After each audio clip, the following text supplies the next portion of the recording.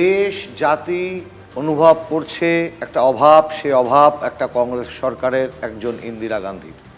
যে ইন্দিরা গান্ধী আমেরিকার চোখে চোখ রেখে বঙ্গোপসাগরের উপকূল থেকে সপ্তম নৌবহরকে ফিরে যেতে বাধ্য করেছিলেন এবং নিক্সনকে বুঝিয়ে দিয়েছিলেন ভারতবাসীর ভবিষ্যৎ নির্ধারণ করবে ভারতবাসী, অন্য কেউ নয়, কোনো তৃতীয় পক্ষ নয়। আমরা সরকারকে পূর্ণ সমর্থন জানিয়েছি পাহেলগাঁও অ্যাটাকের পর থেকে।